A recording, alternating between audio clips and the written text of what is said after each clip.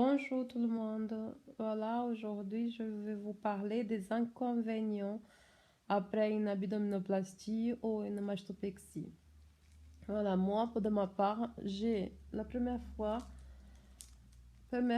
pour mon abdominoplastie, j'ai eu 15 jours de piqûres, anticoagulation. Voilà. Et la deuxième fois, là cette fois-ci, j'ai eu que du jour de piqûres. Heureusement, parce que moi je déteste les piqûres. Et ça me plaisait pas du tout, surtout tous les jours, quoi. Tous les jours, vous êtes piqué. La deuxième chose, euh, vous êtes, euh, vous êtes dépendant toujours de quelqu'un. Toujours il faut demander de l'aide, toujours il faut ci, toujours il faut demander ça. Des fois, vous avez, vous en avez marre de tout le temps dépendre de quelqu'un. Ne vous inquiétez pas, hein.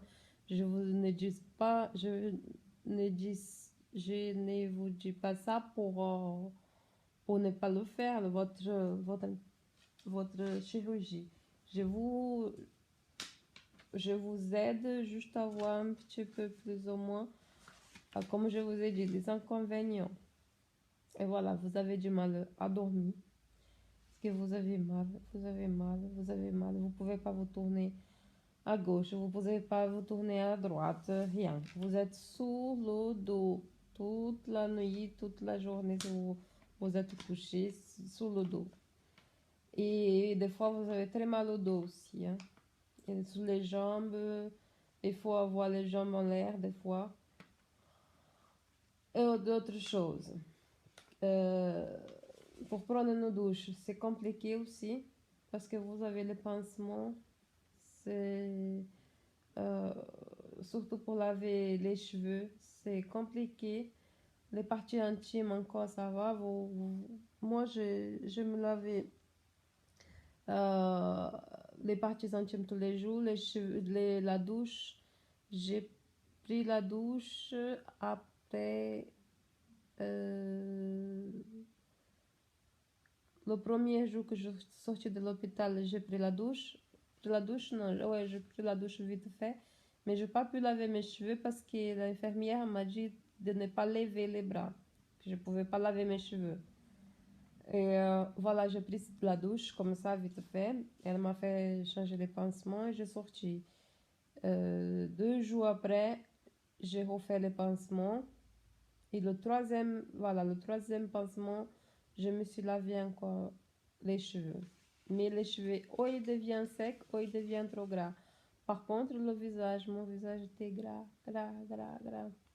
En plus, regardez comme il est devenu plein de boutons. J'ai jamais eu autant de boutons de ma vie comme maintenant. Plein, plein, plein, plein, plein de boutons. On dirait que j'ai 16, 17 ans. On dirait que j'ai l'acné là. Comme j'ai les jeunes là. Ils sont pleins, comme mon fils. Et voilà, pour les habits, je vous aconseille pas du tout de prendre des jeans pour sortir de l'hôpital. Impossible de mettre un jean. Oubliez les jeans pendant un bon moment. Vous ne pourrez pas du tout l'enfiler, hein. Ça fait mal, ça serre. Vous avez l'impression que le jean n'était même pas à vous. Et voilà, qu'est-ce que j'ai encore euh, qu'est-ce que pour se lever aussi c'est compliqué. Ça fait mal. Ça fait mal quand vous vous levez. Vous avez l'impression que ça pèse, votre ventre ça pèse, votre dos ça pèse. On dirait que ça va tomber par terre. Vous levez comme une mamie, comme ça, pardon, excusez-moi, je voulais dire. Comme une mamie qui n'arrive pas à marcher correctement. C'est pas du tout évident de se lever. Quand vous vous levez, après, au fur et à mesure, vous arrivez plus ou moins à marcher. Mais quand vous êtes assis, vous êtes depuis un bon moment assis au coucher, que vous allez vous lever, c'est... Oh mon Dieu, c'est horrible. Horrible, horrible, horrible. Et qu'est-ce que j'ai eu encore? J'ai je sens encore des fois des frissons, comme des courbatures, comme si j'avais la température de fièvre, truc comme ça. J'ai envie de me coucher sur une couette, me couvrir ou avoir un habit bien chaud. Et des fois, il y a le soleil là dehors. Et moi, froid. J'ai envie de mettre des corps roulés ou des pulls, des choses comme ça. Mais les gens, je vois que les gens ils sont dehors avec des t-shirts et moi, j'ai plein de trucs sur moi. Je sais pas, je pense que c'est plus ou moins normal. Parce que moi, j'ai eu ça aussi quand j'ai eu mon abdominoplastie. Voilà. Une autre chose aussi que j'ai eu bizarre, c'est qu'un soir, je dormais. Ça aussi est arrivé tous les 2 fois pour l'abdominoplastie cette fois-ci. Euh, je suis endormie et du coup, un truc me réveille. J'ai l'impression que quelque chose qui me touche. Je touche ma main et je commence à faire comme ça quand je dors, toujours avec la main comme ça. Et je commence à pousser. Et du coup, un coup, j'enlève la couette. Un coup, et je m'énerve encore et j'ai envie de crier ou de taper. J'ai l'impression que c'est vraiment quelque chose qui me touche, quoi. J'avais vraiment cette impression-là. Et après, c'est mes jambes. Et les jambes, je commence à secouer les jambes. Et je secoue d'un côté, je secoue de l'autre. Je fais comme ça. Je vous jure, c'est un truc vraiment bizarre. Et je me secoue. Et après, du coup, j'ai tout enlevé la couette. Je jette ma couette. Et un coup, les habits, que c'était pas bien. Et je voulais enlever mes habits. Je pouvais pas. Et au fur et à mesure, je me suis endormie. Je me suis endormie. Mais ça m'arrivait aussi quand comme je vous ai dit, quand j'ai eu l'abdominoplastie aussi. Alors je pense que ça c'est plus ou moins normal que ça arrive ça. Moi je croyais que c'était des cauchemars. Au début, pour mon abdominoplastie, je pensais que c'était des cauchemars. Mais cette fois aussi, ça m'est arrivé. Je dis non, je pense que c'est la pression. Vous pouvez pas vous laver, vous pouvez pas faire ce que vous souhaitez tout seul. Il faut toujours avoir aide de quelqu'un, il faut être toujours à la maison, il faut toujours être couché ou assis. Vous pouvez pas faire beaucoup d'efforts. Voilà, peut-être c'est ça aussi. Ça joue tout dans la tête et après vous n'êtes pas bien. Bon, ça m'est arrivé 2 fois.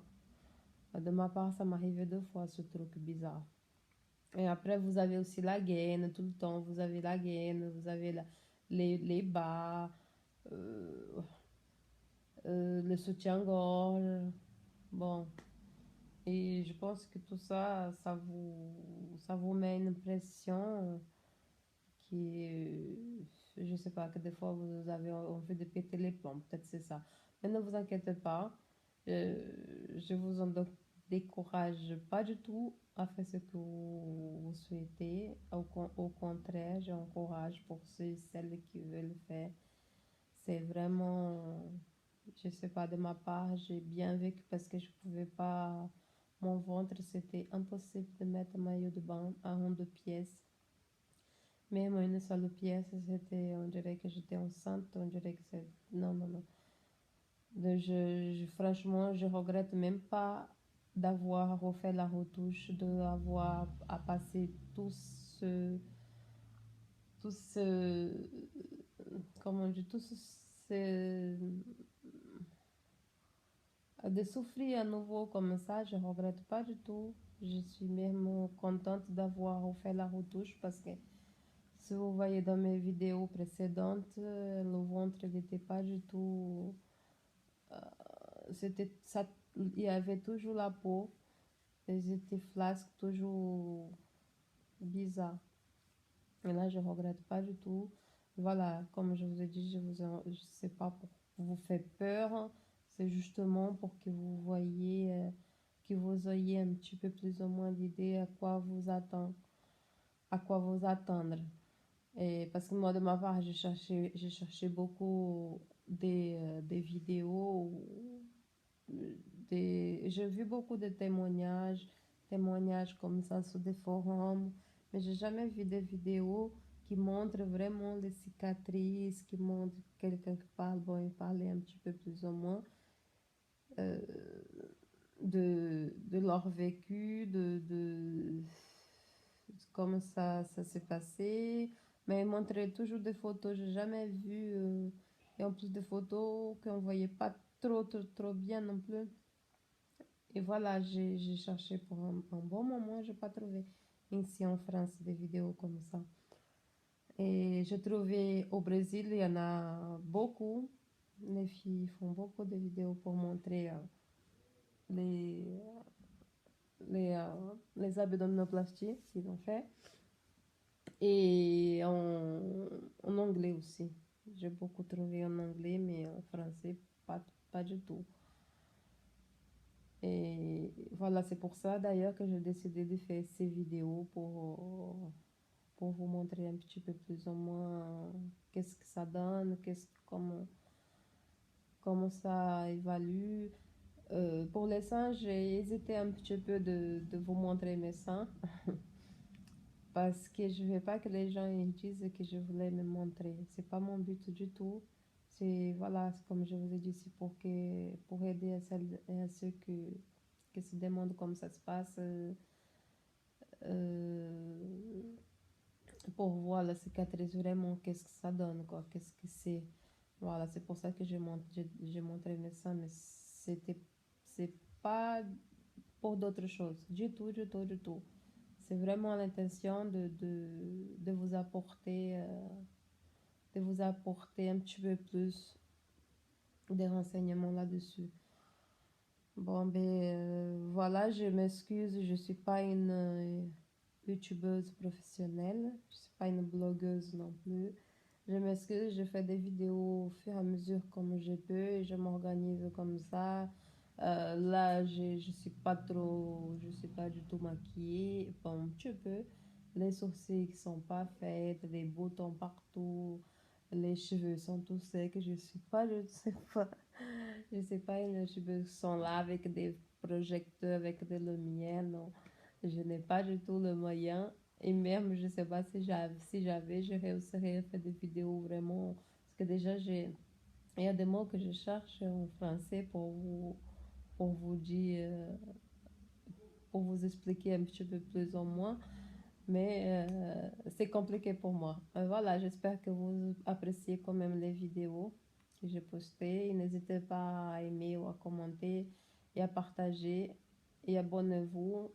Et voilà, si je pourrais un petit peu avoir aussi un petit peu, comment on dit ça, si je pourrais avoir un petit peu plus d'expérience, ça serait bien.